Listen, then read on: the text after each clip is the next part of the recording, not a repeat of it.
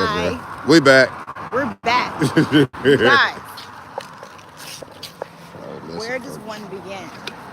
Can you hold it? You can if you want to. Guys, where do we begin? We legitimately, had a stray dog literally try to attack. And I will say this. I'm not just saying this because, like, I love my husband. I'm not, like, boosting him. This is the God honest truth. This man has, like, serious survival skills. I have seen him. So, okay.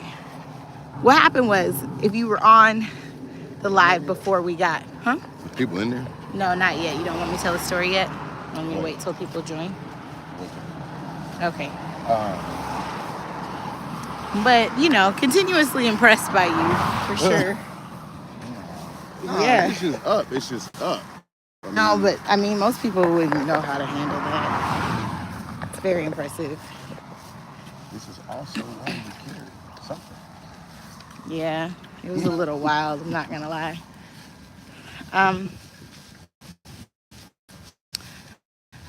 So, yeah, well, we're back to our lovely walk. And that makes me... Oh, it's a wonderful day. It's a wonderful day. Yeah, it's definitely still very much so a wonderful day. Maybe we'll take the kids to get some ice cream or something later if we don't take them to see our nephew. Yeah. Because they literally made me call my sister this morning. They were like, "Where is Arlo?" Oh, we want to see our cousin, so. All right, you can go. We ain't gonna wait. You can go. Go ahead. Proceed. Go ahead. Okay. So he wants me to go ahead and tell the story. So if you were on the last live, which we had a... that person's tire needs to be changed. It sounds very flat. Those are off-road tires. Oh, that's why it sounds like that? Sometimes my stuff sounds like that. Yeah. That doesn't sound good, but I mean, I can, and we got kayaks and stuff. Oh yeah, he's out here. He's about to have a weekend. One day for like your birthday. He actually kayaks. One day for your birthday, you're gonna come up to the truck one day. You're gonna come home one day, and I'm gonna have like a new truck with you, like outfitted with all the things. I appreciate it. They busted out their window though. That back window busted out. And it's gonna say, "I love my adventures with you." Yeah. Happy birthday or happy anniversary. Right. All right, go for it. All right, so story time, guys. This is what happened. So if you were on the last live, we were just doing our normal walk and talk, and then you saw us kind of acting a little strange because there was this stray dog that literally tried to attack us, like legitimate. And as you all know, if you know Durrell very well, if you know my husband very well, he's very adept, very skilled when it comes to being in the outdoors and having survival skills and just honestly working with animals in general, horses, dogs, you name it, right? So this dog, he seemed mainly interested in our dog, but you know, you can tell the difference in a dog that's like, "Oh, I just want to sniff, I want to be friends," and like a dog that's like running up, like trying to start a fight. So this stray dog starts charging, and it's interesting because you read things. If I had been by myself, like I would hope it was a pit mix. That was the type of dog. Yeah, I mean, I can look at the face. I used to have them. Okay, so it was a pit mix. So of course, a more aggressive breed. If I had been by myself, I would hope that my spidey senses and instincts would have taken over because I'm around him enough to know what to do. But when the dog started to charge, he just got big and got loud and like basically barked back and drove the dog back up onto one of the yards we were passing. But then the dog circled back to charge again. We had to walk backwards while he had to push the dog off again. And he was just kind of literally in a barking voice telling it to go away. And I've seen Durrell do something like that one other time, but it was actually more serious. And now we have a fence around our entire property for this reason. But when we had just moved in to the house, we had just moved into our new house, and our kids were really small then, so they might have been like ages like maybe 2 and 3, maybe 1 and 2, like very small. And we're in the backyard and playing around with them. And I remember I like went to the mailbox or something, and I came back and I told Durrell, just off of awareness, I was like, hey, there are 2 really large dogs running around together. I just kind of mentioned it. And he was like, oh, okay. And for a minute, he had off his shoes because we were in our backyard just enjoying our private life and our private family time. And I remember him putting on his shoes when I told him that, just like as a just in case move, right? And I would say maybe 5, maybe not even that many minutes later. I don't even think it took 5 minutes. No. But these 2 huge, massive. Oh, you went to go. I went to go to the front of the house. You went to go check, or either way. Check it, or I went to the house for something shortly thereafter, and they met me right there on the side. Like they were in the yard because you had come to the back by then. And right, because I was with the kids. They had followed you, and they were just. Well, I don't know if they followed me, but either way. But they were in our yard by the time I got to the either way, these 2 huge, massive dogs, like they were probably a good 90 pounds each, like not, if not more. 90-pound dogs, yeah. Yeah, they were huge. Literally attacked him, and it was scary because we have a 1 and a 2-year-old. So Durrell starts literally, and when I tell you, since it was 2 of them, like this dog, he just pushed away with his voice. It was just 1 of him, so he was able to, push him away with his voice. But these were 2 dogs that, they start working together, like in tandem. So they actually got close and started to like charge and like bite and snare at him, right? So of course, I picked up our 2 children at the same time, like our 1 and 2-year-old at the same time. I picked them up and run them to safety. And I'm so nervous because at the time, my last like peripheral memory was Durrell had put his foot up to kick one off because they were circling him. And so I ran back in our house once I got like our kids in the house and safe. And I went and I grabbed a shovel to try to take it to him to give him something because like you have 2 dogs attacking you. And he had finished the fight by then. He had run them off. But we ended up having to call animal control. It was a whole thing. So I will say it's interesting, being with someone that's very different than you. I've always shared on our journey that like Durrell has been the person to introduce me to the outdoors and nature and closer relationships with animals. But I've really seen him be very strong and just have the skills. I think, that fight or flight, it's interesting if you're not trained and if you're not thinking about it, how quickly flight will take over. But I've learned from watching you that when an animal decides, when an animal picks when you, it's up, it's just up. Yeah, when an animal picks you, you really have to stand your ground and really, because they're just looking for who's gonna prevail as the alpha energy. So anyway, that's the second time I've seen him do something like that over the 10 years that we've been together. This doesn't happen often, obviously. Been together for a very long time, and that was unexpected because we go on this walk all the time. And he just wasn't one of the dogs we normally see. Like, we walk around all the time, and we see the same dogs all the time. So anyway, so that's why we're interrupted. Durrell had to take care of a little stray dog issue. But we are back and enjoying our wonderful, beautiful walk today. But that's also, real quick, I don't believe in running away from dogs, bro. Like, don't. Like, not. Yeah, don't run away from them. Because you're not gonna win. Yeah, so, you're not gonna win on a foot race. That's for sure. So, you just gotta make that decision. You got a short window of time to make a decision on if it's up or not. And, deal with it. But, keep yourself prepared, man. Like, protect yourself. And all of that stuff. At the end of the day, it's still like as humans, like you still have the opportunity to be predator-prey type deal. So like, you just and gotta that's make what that they're decision. trying to see too. Those dogs are like, is this scared of me or not? Yeah. And in both times, I think in both situations I just described, the dogs just found out like, oh, this one's crazy. He's gonna fight. He's gonna fight back. Right. So they kind of left us alone. Don't put this on the thing, but I'm gonna show you something. Okay. Somebody does around here. That's a website. Oh my goodness. Come Yeah.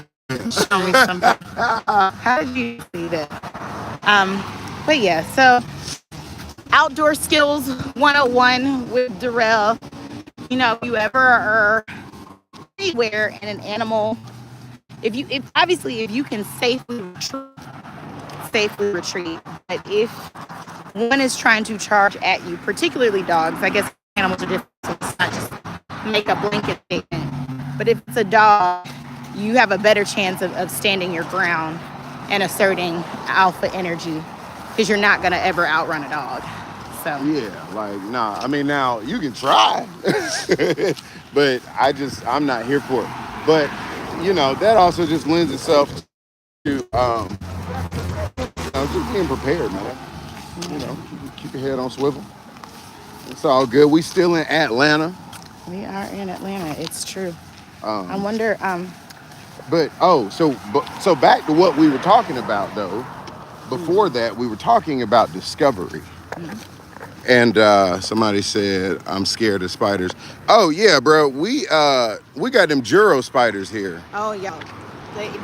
The news reports are not exaggerating. The Juro spiders are everywhere. I probably knock down 5 or 6 a day. Yeah, we have to, like, they try to cover our house, and they multiply very quickly, and they're very large. And apparently, did they come from China? They came from China on a shipping container. Yeah. I understand being afraid of spiders. I think what Durrell has taught me about spiders and most bugs, most things that are smaller than us, is although your like flight response is activated, particularly in women, you have to remember that you're very much way bigger than them, and most bugs are not aggressive. They're normal. Most are not. Most are not. Most. Now, and most spiders are not aggressive. Most spiders are like, they're just, don't want no smoke. They literally, if you stumble upon one, it's like running into somebody at the train station. Like, they're just happen to be in your path. And so the best thing you can do, obviously, is to just, Come on, Joker. The best of the best evolved humans practice safe capture and safe release. I can't say that I always practice that. I have, if they're in my house. Yeah, that's my rule. If you're in a house. If they're in my house, I typically. Hold on 1 second. Come here. Your feet are locked up in this. So, practice it the way that you can, but really, I guess what Durrell's taught me is that you don't have to be afraid of them. They're larger than you.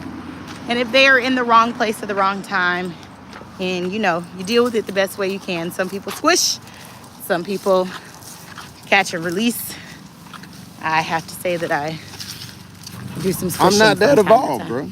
Yeah, we're not that evolved. If they're in the house. Outside, I don't care. But like, them Juro spiders gotta go. But even the Juro ones, we've just been knocking down the webs. We haven't been killing them. Nah, bro, I've been killing them. Oh, well, I haven't. Cause all this, it's no shortage of them. They gonna be here. It be like, every time I knock a web probably have 4 or 5 of them in them, in the web. It's a lot of them. Sometimes anywhere between 1 and like 4 or 5. But anywho, so back to the topic of discovery before the stray dog interruption. I think discovery is a vital part of life that helps you remember what it feels like to be alive and to feel electric and to feel fresh and new on the earth. I think as you age, you kind of get in this like rhythm of doing the same thing all the time. And so it's really important to discover new things. So you were going to talk about what you discovered. Yeah, so Joker, you gotta walk up, buddy. Here, I'll walk behind you. This street is skinny. Yeah, that's what it is. So yeah, like with taking my cassette player turntable apart. Come on. Joker, you were like, Spade's the easier dog to walk. yeah, Spade be pulling. Joker be trying to like be into everything. He be paid attention, dialed into everything, which I mean, that's what I want, but still. But yeah, so in taking that apart, first of all, I didn't really, that wasn't like on my agenda to do today. And so, Introduce what you're talking about. yeah, so just, it was not on my agenda to, Take what apart? oh, take the turntable apart. I thought you said it again. Oh, I thought I did already. Oh. Uh, so yeah, my granddad gave me a Magnavox turntable cassette player from like Taiwan from the 80s, and it sat in his like basement with a bunch of vinyls that I got, for a long time. And so yeah, just I didn't think it worked at first.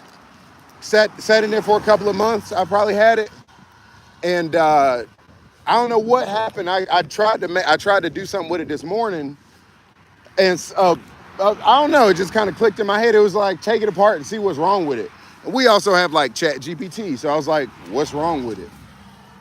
And it told me.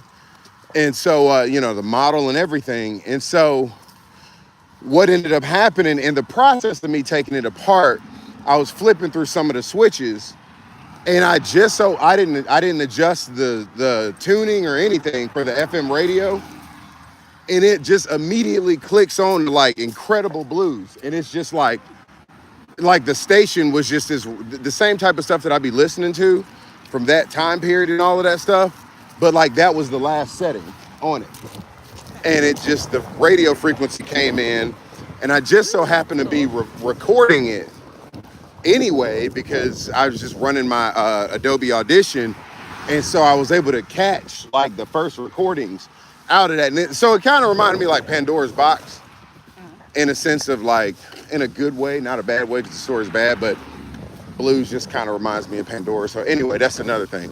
But Pandora's Box in a sense of like something that's been sitting there for a long time, and you just unlock all of this like stuff. And it, like, what were the odds that it was sitting on a blues station? Like that thing's been sitting in that basement for a very long time. 30, 40 Probably 30, 40 years. It's been down there longer than Actually, then I guess have been alive. honestly, that's probably the last station it was on Right. 30 years ago, which is very cool to think about. That the station is still probably playing that same stuff. Yeah, and it's cool to think about like radio waves in general. And I'd love to kind of go on a like discovery path on my Durrell stuff about, because I always like to think of like the moment in time people discover things. Mm-hmm. And it's really cool to me to think about like the moment people discovered, like if I stick something in the air and I pick up something, like you gotta think about what that hypothesis was like at the time, because they didn't have any technology.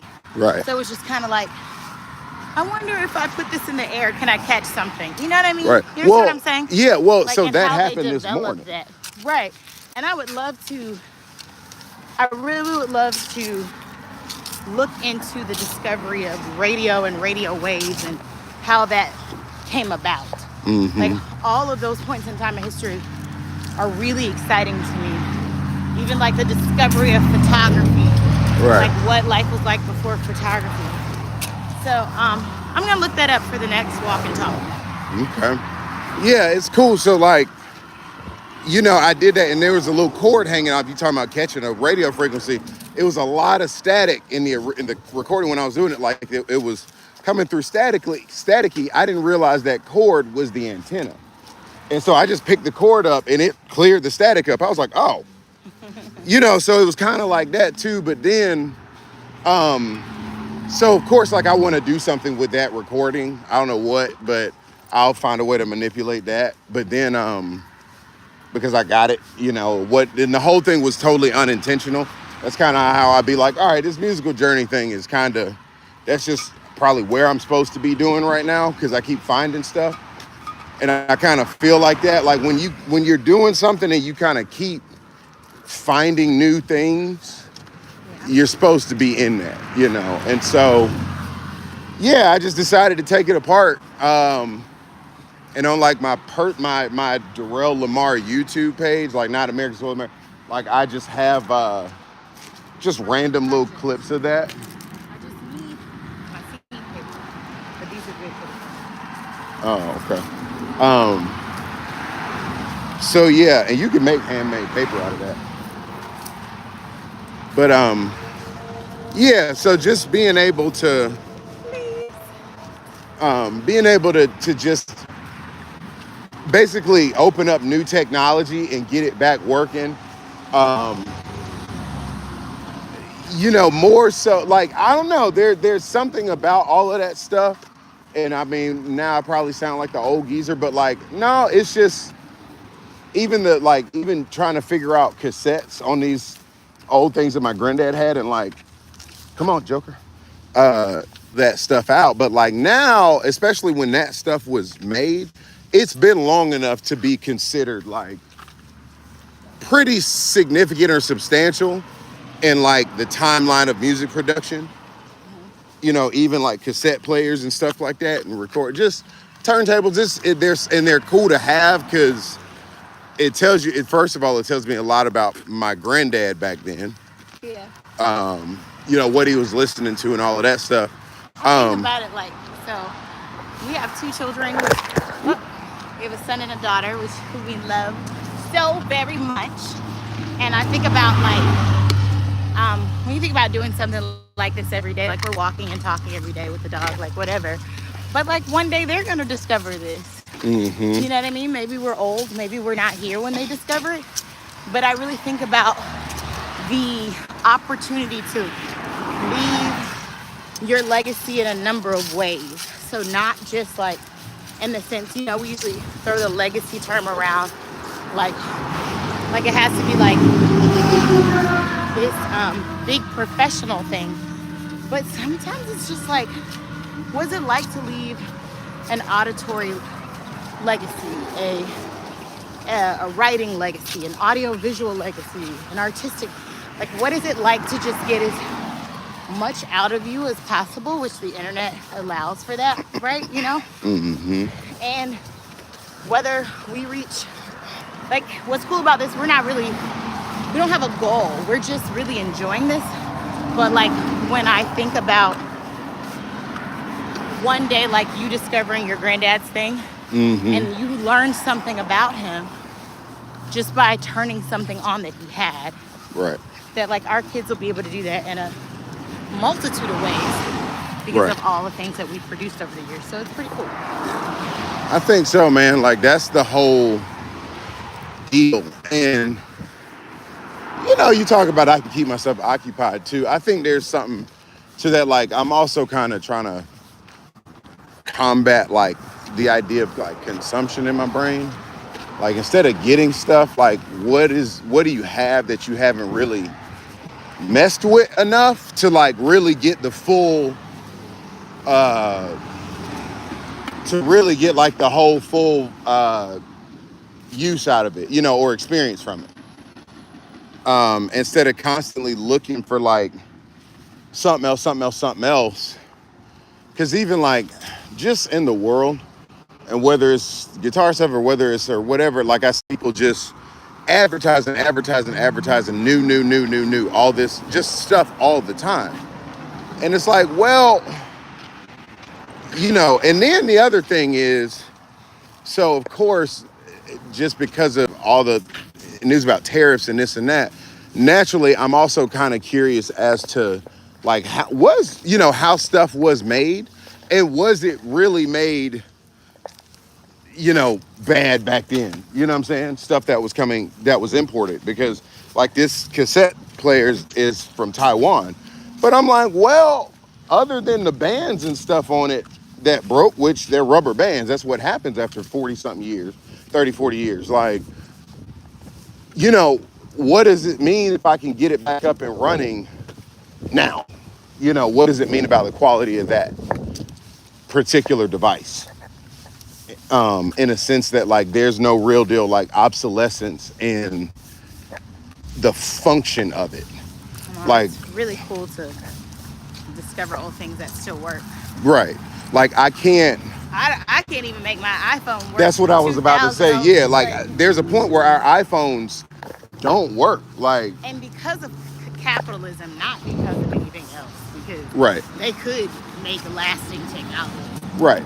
Well, and they could, but that's not profitable. It goes against the business model. Right. It goes against the business model. So like, now, not only are these vinyls that have been sitting up under a staircase for at least 40 something years, at least, the fact that we can still turn them on and discover something is just really cool. And that stuff, the vibe, the energy, all of that stuff isn't on a streaming platform. Like you're just not going to find that type of thing. You're going to find mastered, fully clean, like digital renditions of it. But like, I don't know, the character is now for me kind of in that little cool finding, phase. So, Durrell might have to tell me the lead. bruh, I got so many things in my hand. God bless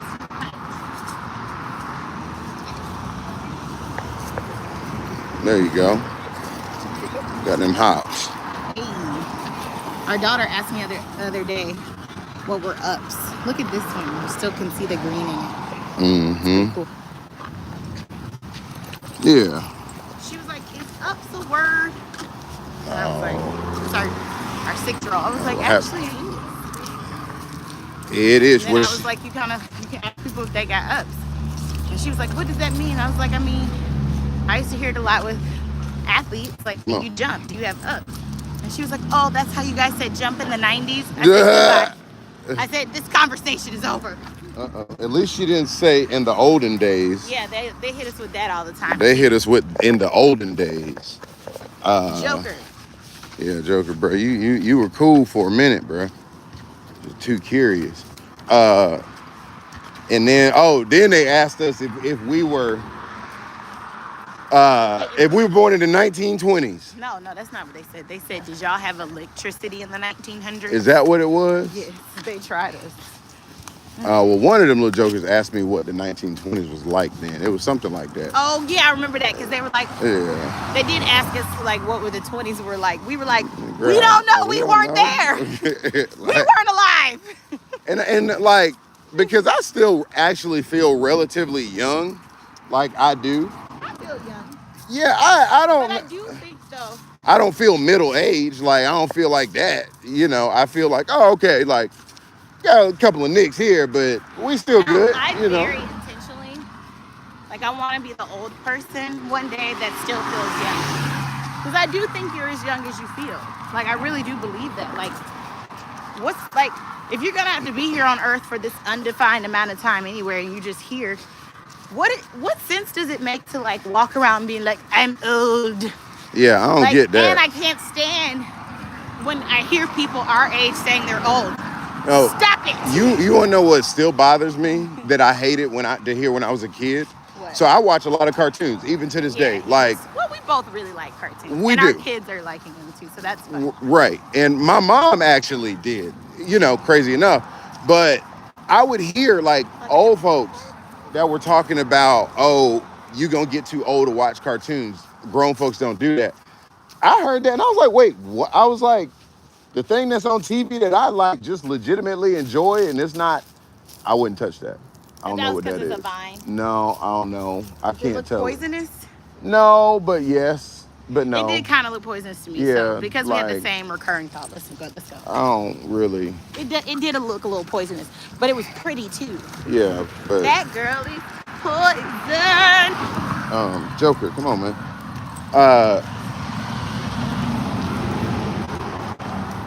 Yeah, I can't. Anyway, stop saying you're old, people. Well, Say you're young and fresh on the earth. Well, yeah, but I like just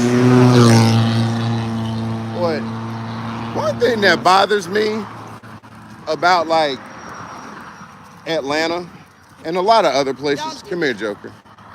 One thing that bothers me is when people put these mufflers on these cars, these super loud mufflers on these cars, and it'd be like a Honda Civic, and, like, and I just be like, bruh, Some like, people really enjoy it. I will say to people that drive small cars with loud noises, to those of us who are the recipients of it, it's not it's cool. very confusing to us because you see a small car, but it is very, very, and not like, And you're not going that okay, fast. see that bus that just passed us? It was loud, but the small car that passed us before was louder than the bus. Right. Like, that's like, why are you so loud? Yeah, and I'm just not here for it. But dang man, what were we talking about? Just being young. Yeah, like I don't know where, because we sidelined. But as far as feeling like young and stuff like that, I don't feel old, and I'm not gonna get to the point of acting and all of that stuff. Like, that's just not cool. And then what? So what would like our kids see? Like, yeah, they'll see that, like, feeds like this, provided this stays on the internet long enough for them to do so. But it stays in a. we should look at how, like, saving our things in places where they can access it other than the internet. Yeah, like on a drive or something. Yeah. Yeah, but I mean, they'll be able to see this, and they'll have a better understanding of who we were. Like, so the kids asking us when were we born in the year and stuff like that. Like, first of all, bro, no, I was not born in the 1920s, and I don't know. Born in the 90s, and yes, we had electricity in the 90s, first of all.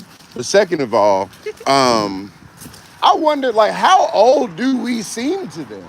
For our Like, kids, we seem very old. like, how old do our we? Our kids are 5 and 6, so yeah, we seem old. Right, but like, I don't know. I feel like when my mom was alive, when I saw her, because she was young, she was 31 when she passed. So like, for the bulk of her life, she was. Think about it, 35. Right. Yeah. But the bulk of her life, I experienced her being for real young. That's cool. It's just kudzu, but I experienced her being like for real young. Not down there, because I can see poison. I can definitely see poison mixed in that. Yeah.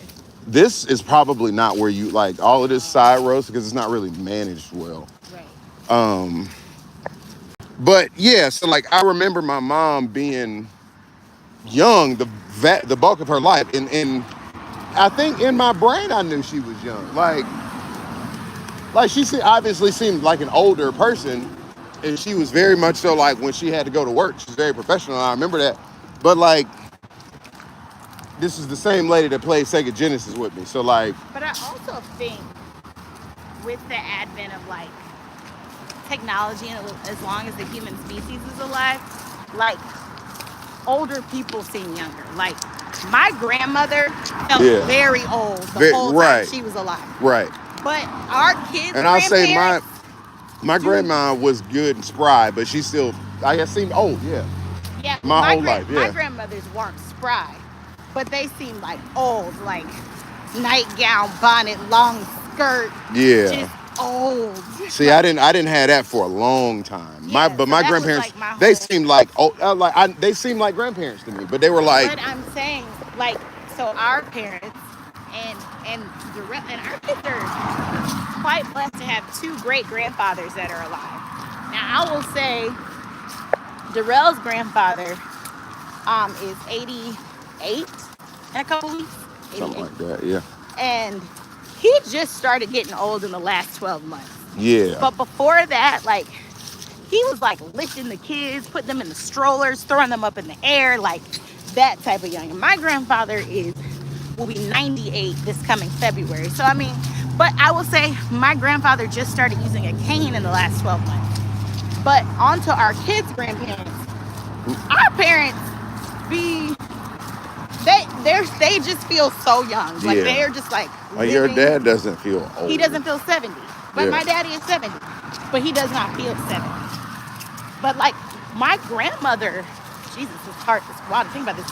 But my mom's mom passed in her 70s. I don't think she made it to 75. And to think about like, I remember my grandmother being 70 and she was very much so like on a walker, barely making it. And my dad is 70, thank you Lord Jesus, praise the Lord. And he is so healthy and spry and working and happy. So, you know, I do think as time goes on, we learn how to better take care of ourselves within our communities and families, because, you know, obviously more choices were available to my dad than were to his parents, and vice versa. And as the generations march on, every round goes higher and higher. But yeah. Watch yourself. I mean, you didn't have to honk. Who honks at a pedestrian? Jeez. But anyway, I think that was a nice walk and talk for the day, guys. I have my leaves. I'm so excited. And I'll tell you more about this later. All right, folks. Those of y'all that are listening now, thank y'all. Those of y'all. Hey, man, you already know what time it is. The $100 bird dog, Joker. He said you a $100 bird dog. I ain't gonna lie. Hey, look. English said, hey, he done made me a little money. He done made me a little money.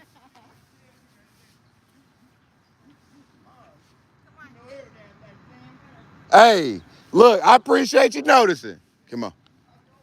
Thank you. He said he a $100 bird dog. He done made me a little money. I ain't gonna lie. He done made me a little money. Come on. Let's see. Thank you so much. Good to see you. Come on. You too. Thank you. You too. Okay. You know, that's the second time somebody done said something about dogs in particular in this neighborhood. Like people in this neighborhood know what, you know. We were just talking about old people, and we just saw the most beautiful little 82-year-old. Yeah. And we told our daughter, you are looking good. And she said, you made an 82-year-old feel good. She said, I'm doing all right for a senior citizen. I just had an old black man tell me I got a $100 bird dog, you know. Like, on the span of people, babies and old people are my favorite. And I would just like to say, Durrell's not going to admit to this in public, but I'll just tell him, Durrell and I have already defined the type of old people we're going to be. We know exactly what our character's going to be like. We're very excited. We know what they're going to wear, what they're going to do. So we like the idea. And the other thing about people being disgruntled about old people and aging is that you don't want to die. So what's the alternative? The alternative is aging. Why don't we just enjoy getting older by taking care of ourselves mentally, spiritually, physically, and emotionally? And why don't we take care of our relationships so that aging can be an enjoyable process? And I would like a lot of people to have the goal of doing that and aging so we can all have friends. Because one indicator of long life is having good friends. So I need you all to stay around and let's all be friends. Yep. And thank y'all for the new subscription too. Yes, thank y'all for being here. Robin Pruitt, thank you so much for being here. Go to American Soil, AmericanSoil.com. We got coffee here. We just released our coffee. Yep. The first orders came through, bro. Yes, we got our first 4 orders the other day. So thank you, God. Thank you, everyone. We're so grateful to be a part of fueling your mornings, whether it's on our walks or in your cup. So thank you for allowing us to be a part of your story. And we appreciate you being a part of ours. And as we continue to express our souls on this American soil. And if you, last thing, because my phone is also dying. If you were on a Whatnot app, we starting to do stuff there too. More product specific stuff. So if you want to see like the making and the conversations behind that and this and that, like, so get Whatnot, look for American Soil, American Soul, and you'll find it on there. We got a bunch of stuff coming through. Product announcement coming soon. All right. Thanks, everybody. Till next time, to infinity and beyond. To infinity and beyond.